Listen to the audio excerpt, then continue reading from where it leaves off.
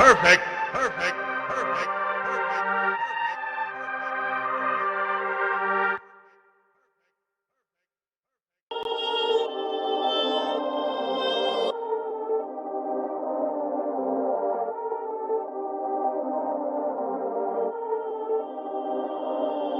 Perfect.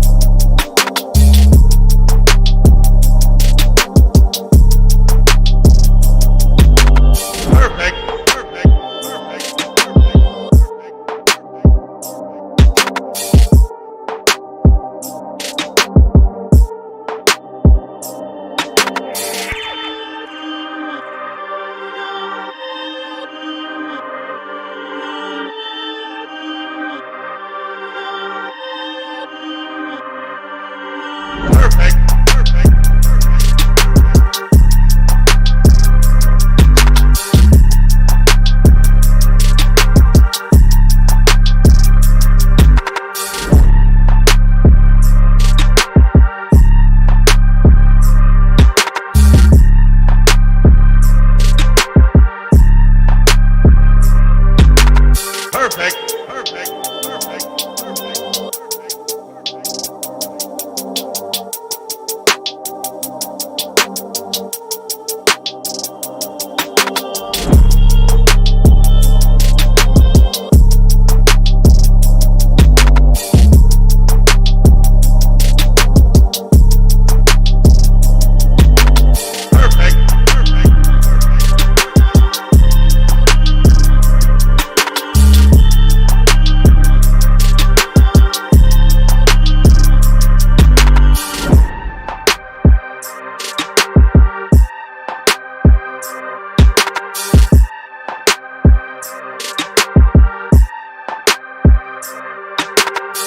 Perfect.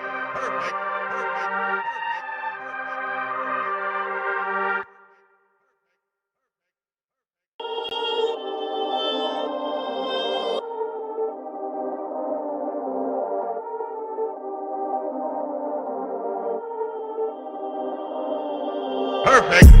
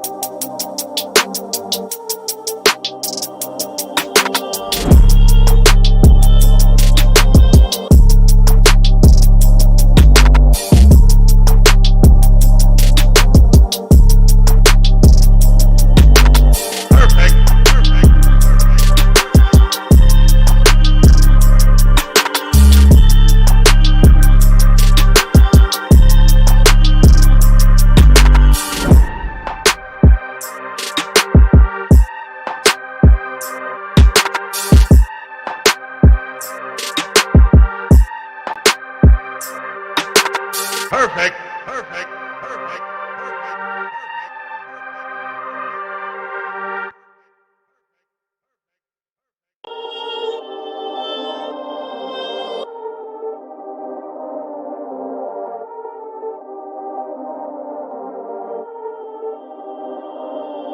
Perfect.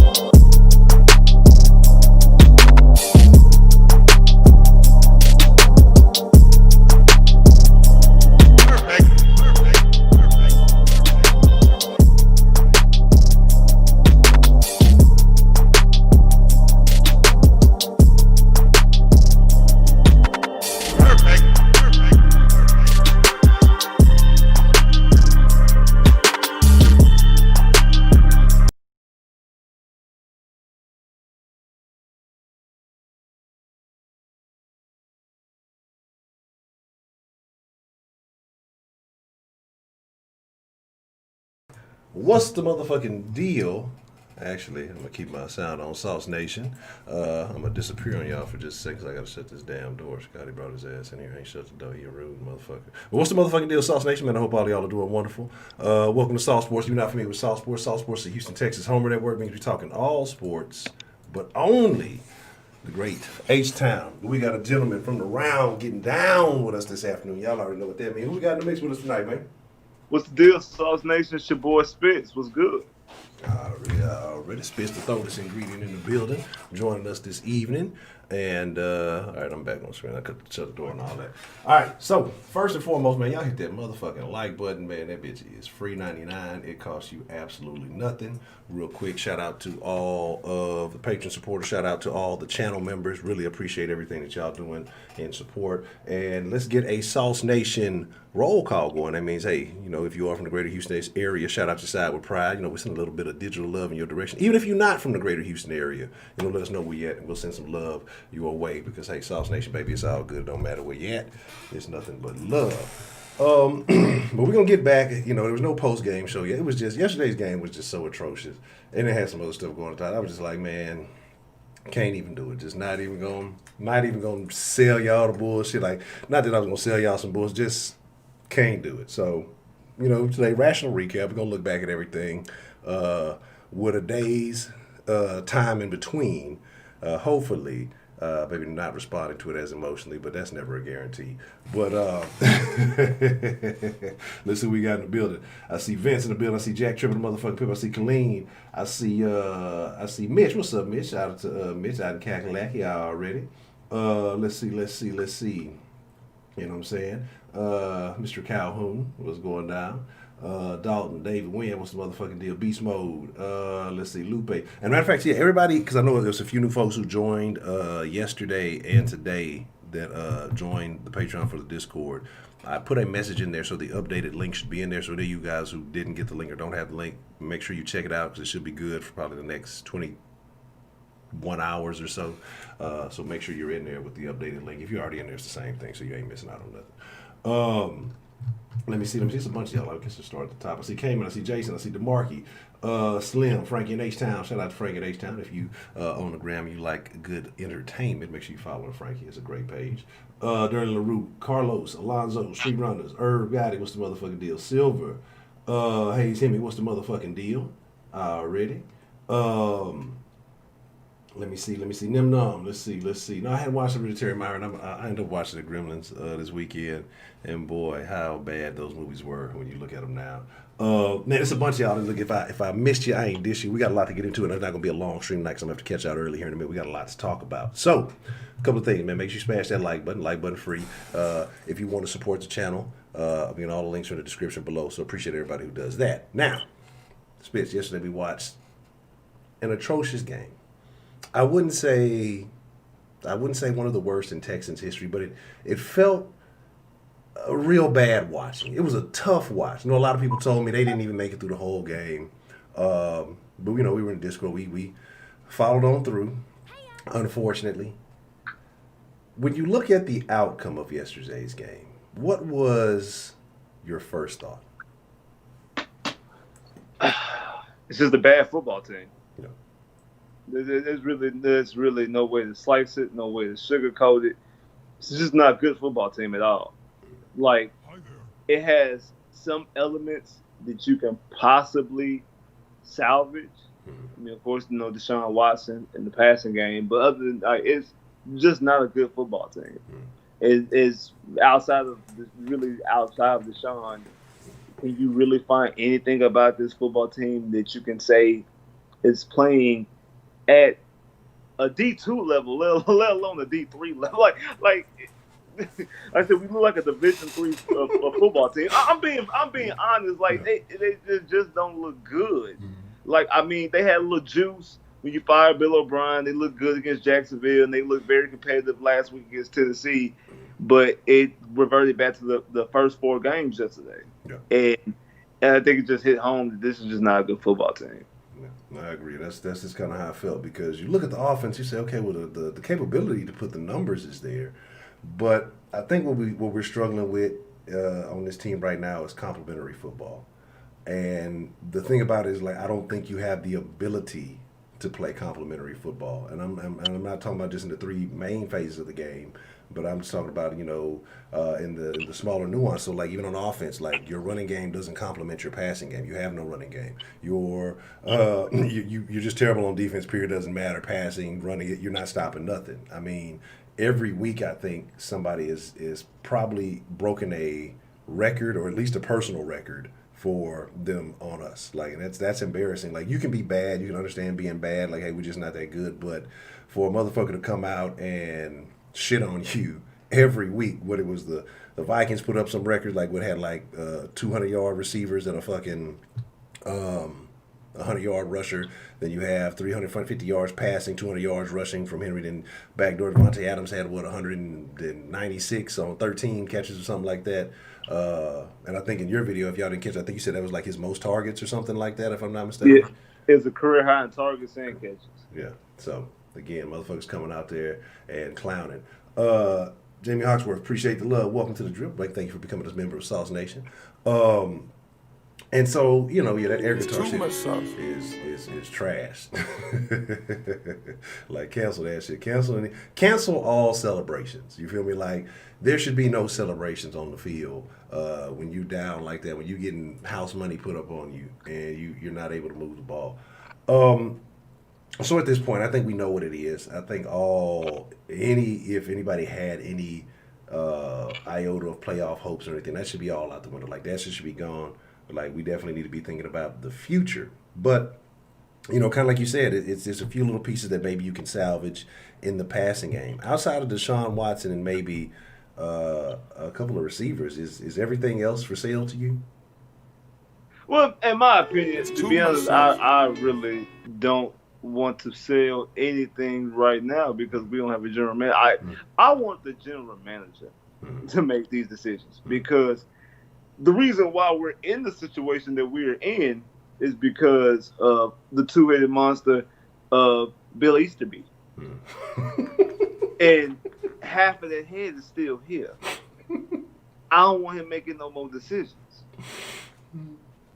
No, I feel you. I don't want him making no more decisions. Yeah, no. And also, like, I want whoever the general manager, he's gonna have a plan in place. Yeah. And if he's gonna have a plan in place, I need him to get full control to execute his plan to the fullest. Because that's been the damn problem. Yeah. We've always had, well, this guy got half the personnel decisions and this guy got half of this. And no, we need to delegate, get somebody full control so they can do whatever they need to do.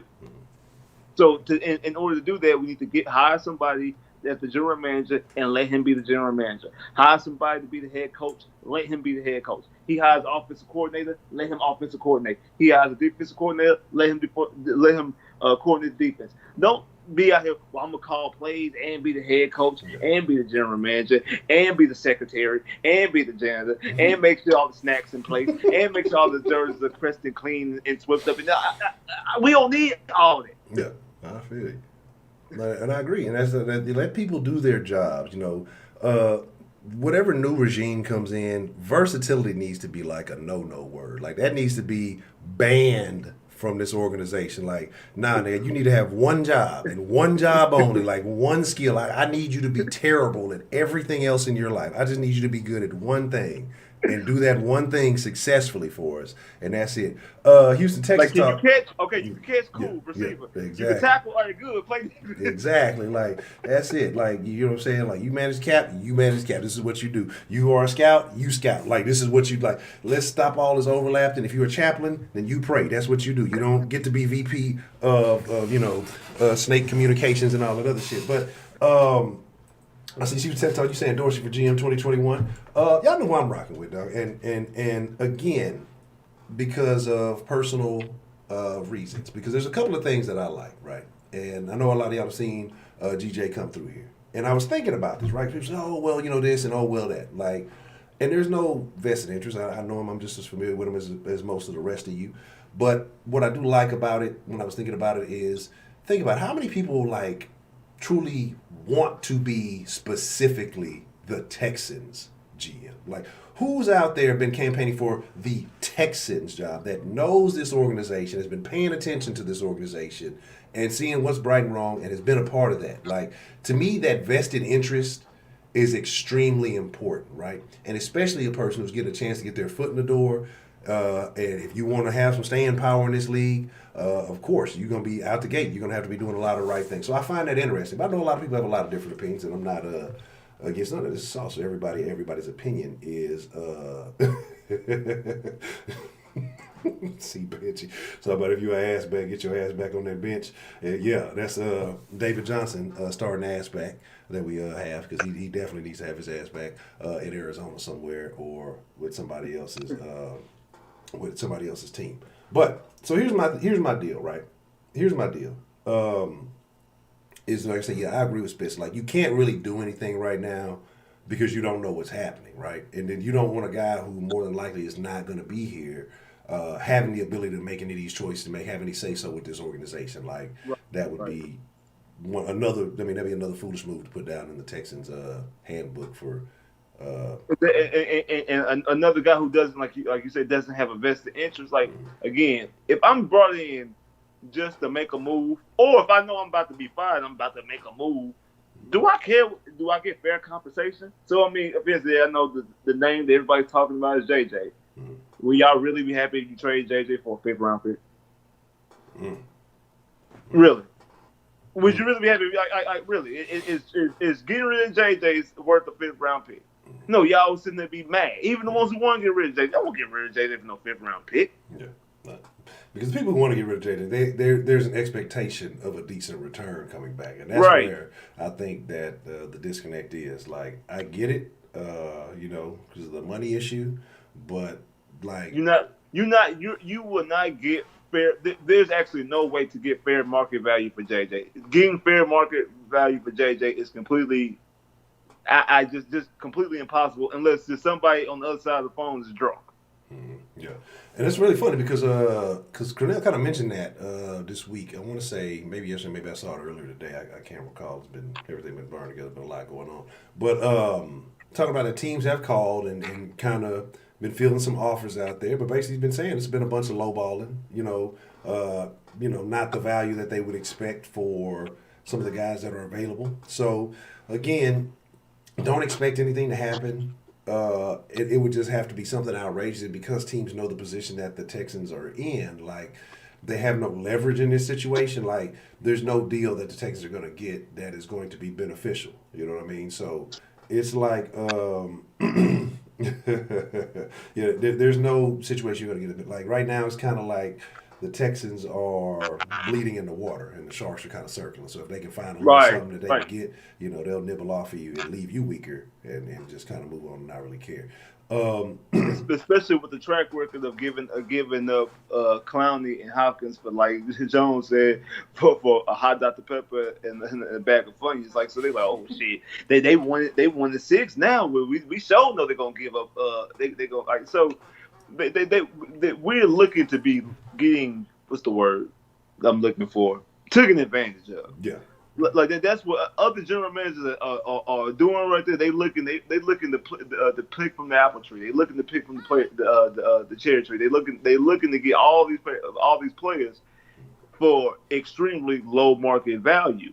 And if you listen to a lot of the fans, they with it. They just want to get rid of some of these contracts. And I get it. I mean, you want to open up cap space. I understand all that.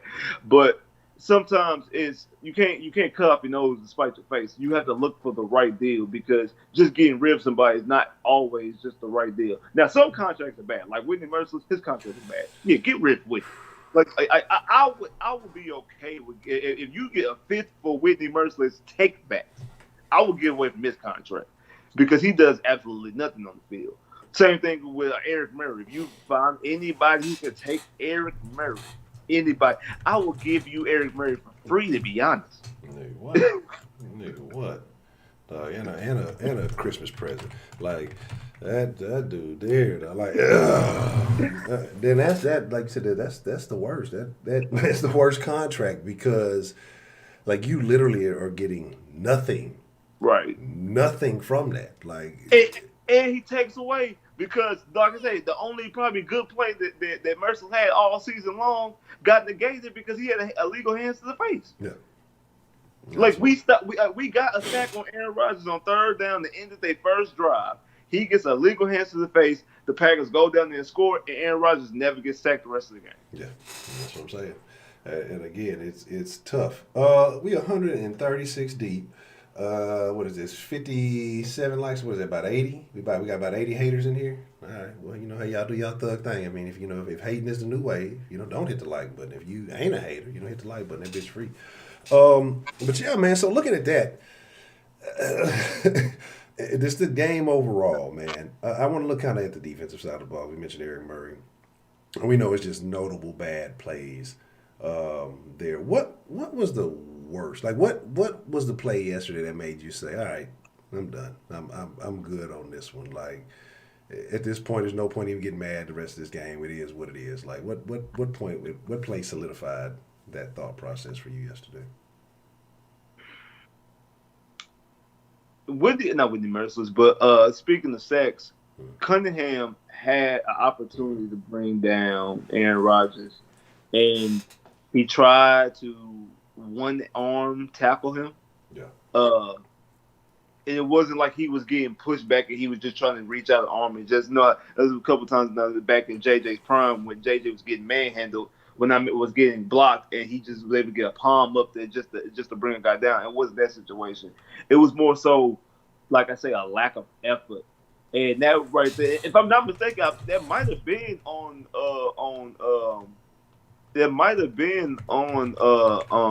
Devontae Adams' touchdown over Eric Murray, the big one. Mm-hmm. If I'm not mistaken, that might be the same play.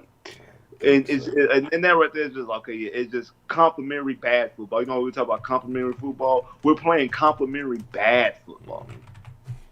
That's really what we're doing. And Dirty Southside, you say the link wasn't. It didn't show up on the page. I'll post it again on the Patreon page, so that way y'all can get the link if it didn't show up there. He said we won't see Conley at all this season. Yeah, that Conley situation is questionable. But I agree. Yeah, it's complimentary bad football. So yes, it's bad in all phases of especially on defense. It's bad in all phases of the game. Special teams, you had a solid play. I'm gonna be honest. Honestly, it was later in the game, and because the defense actually had a little spell where they played decent. I want to say they had about 3 drives where they kept the Packers from scoring. They kind of limited them and actually. I think they had 3 consecutive 3 and outs. Yeah, I know they had 2, but I think they might have had 3 consecutive 3 and outs towards the end of the game. Yeah, I think it was 3. I think they had 3, and the offense just couldn't capitalize on it. Like and so that's the complimentary part. Like when the offense is clicking, the defense is atrocious. The defense hasn't been clicking very much, but the few times that they have set those opportunities up for the offense, in this game and even this year that they've had those things, like the offense doesn't capitalize. Again, there haven't been very many opportunities for them to capitalize, but when you get those, you still, you need to make some shake. So, yeah, I mean, it's a bad football team. It's formulated. It came out a little bit worse than we maybe expected. Like, I thought at the very least, just with the talent on this team, that they should be able to be. But it's something going on that is permeated deep into this organization. Like, I guess guys were happy, to get rid of Bill, but then at the same time, losing, it's a terrible feeling. Whether you get paid or not, like you don't like your name being associated with being a loser, especially if you're a guy who's at the top of the league. You've seen Deshaun looking upset. He said something like "shit sucks," honestly, and then I forgot Watt was not too keen. He wasn't very happy with some of Pancake's questions and shit like that. I thought that was kind of funny because he just gave the most dry-assed answers that I've ever seen Watt give. But does that say something more to you, or these guys just kind of, it just kind of is what it is? Do you think they're saying anything behind the scenes, or do you think these guys just realize it's going to be a tough season, they're just going to have to ride this motherfucker out? I think some guys, some guys see like they like to say, Deshaun has nothing to worry about because Deshaun and Tunsil have nothing to worry about because they both sitting on fat checks. And they know they're going to be here for the long haul. They know that you're basically going to be building the team around those two. You have your left tackle, you have your franchise quarterback. So, like I said, I think that hopefully, wherever it is going forward, things are done in Deshaun Watson's best interest, as far as coaching hires, general manager hires, and also personnel decisions and moves going forward, so he can succeed. But with JJ is a little bit different. I think because Deshaun is used to winning. He won in high school. He won in college. I mean, he took down the juggernaut Alabama. It took him to the Brinks one time and then beat him the second time. So he's used to winning. Then he gets to the NFL. His first 6 games, he come out like gangbusters, and then the last 2 seasons, he won back-to-back division titles. So he's used to winning. He's not used to losing at all.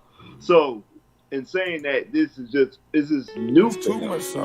JJ is a little bit different because JJ is basically saying he's seeing the end of the career, and he's looking back and he's played 10 years. And when somebody said that, I think a couple of weeks ago, I'm like, damn, it's been 10 years. And I thought about it, like, yeah, it's been 10 years. 10 years go by real fast, like that decade go by like that. And he's like, I haven't really, outside of me personally winning Defensive Player of the Year, I haven't seen a lot of team success. I mean, his rookie year he came out, they won the division. It's probably, in my opinion, the best Texans team of all time, that 2011 team. And other than that, I know he missed a couple seasons by being hurt and missed some opportunities that way. But he really hasn't been part of a good football team. And he's seen a 2-14. He's seen. Remember, this is probably not the worst because we've won 2 games and lost 14 straight. Like we did lose 14 straight. So he's been through that road before, and he's just like, enough is enough. And I think it's probably a little bit more frustrating because he's normally on the defense that's carrying the team, and now he sees he has a defense who can't help out his offense, which if you give this offense some help, you probably can win a little bit more games. And he's probably feeling just irritated with that. And I think that's the level of frustration that he's dealing with.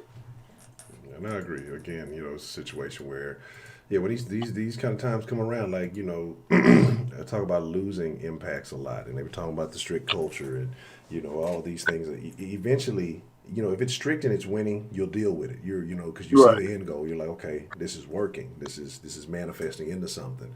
But when you have all these extra rules, protocols, and it's not amounting to anything, and then you kind of get into this season, you're a few games behind, you kind of get that little taste of, okay, hey, maybe we can do something. And like you said, now it's my unit that there's nothing I can do. JJ can't go out and play fucking corner. You know what I'm saying? He can't go Right. out and play safety. Like, there's only Right. so much that he can do. And I Yeah. get it, So I get it, especially when you're used to being a man and you kind of, I won't say he feels powerless, but maybe he feels maxed out. Like, what else? What else? What else can I bring to the table? I'm giving everything I got. He's older, so I'm not expecting. Regardless of what he tells you his body feels like, I'm not expecting Defensive Player of the Year, JJ. But I'm expecting, a significant impact, JJ, like a respectable, force, He JJ. But he probably feels trapped. He probably feels like if you can't physically move and you sitting there watching your little brother get beat up and you can't go out there and help. correct. You just sitting there watching. You got all you can do is watch it. Yeah. You like you said, you feel helpless. Like you can't do anything but sit there and watch it. And that's probably how he feels. And I from a personal standpoint, yeah, you feel bad, but at the end of the day, like, man, we watching the same shit you watching. Correct. Like this is still our team. We want this team to succeed. And one thing I'm just lay it out right now, because one thing that I hate hearing is the whole, man, we got to move on from JJ for JJ to move him somewhere to get a ring. I don't give a damn if JJ win a ring somewhere. I want to win a ring here. I don't care if you win a ring somewhere else. That ain't got shit to do with me. Win a ring for my team. No, you feel me? Like, I don't care if he goes somewhere else and wins a ring. That ain't got nothing to do with me. Like, who was happy? Oh, we know where he won a ring somewhere else. Yeah, we're happy. No, we didn't want no ring. Correct. Unless we win some rings up in here, I don't care. You think people in Cleveland are happy that LeBron went to Miami and won some rings and with that? No, they don't care. They worry about the ring he won in Cleveland. They don't care about the ring he won in Miami. They're not happy for it. They're not happy. Oh, LeBron won a ring. I'm happy for him. No. I feel you. And Victor, appreciate the super chat love. Shout out to Victor. And so real quick, man, because we're going to get ready to have to wind it down here in a second. But there was something you said that you saw yesterday in a game that said, that should make us pay maybe a little bit more attention to what's going on with the Texans and what's happening. Right. So, share those thoughts with us, man. Okay, I don't know if any of y'all watched the Sunday night game. NFL, great job by moving that Tampa Bay, because I think the original game was Tampa Bay versus the Raiders, the Sunday night game. They moved that, they flexed it to Seattle and Arizona. That was a great move because that was a great game last night. And if anybody watched that game last night, that is the reason why Lincoln Riley is my number one candidate to be the head coach. That right there.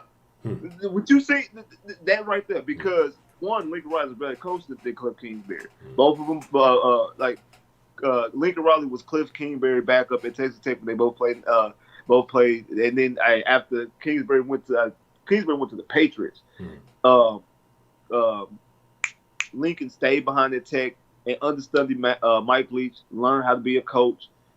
Became offensive coordinator for Texas Tech, then also was offensive coordinator at East Carolina, then was offensive coordinator at Oklahoma before he got the head coaching job.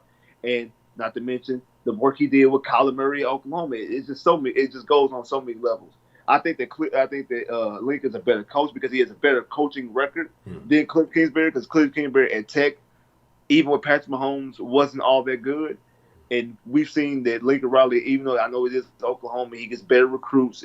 I understand all that. But we've seen what he did with Baker Mayfield, what he did with Jalen Hurts, and like I said, also what he did with Kyler Murray.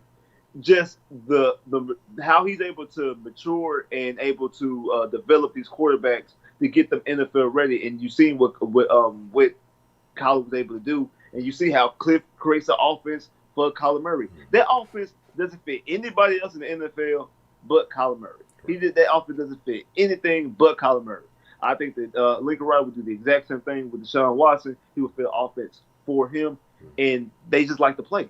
They just like to play for him. Like they like to play for him. And I think that'll be the same thing also. And another thing, watching Hopkins. I know I hate bringing this up, but watching Hopkins and watching the 7 games of David Johnson as a Houston Texan, I just want to know, just really, and then this is no jokes aside, I just want to know one thing. And I just need somebody to really give me this answer.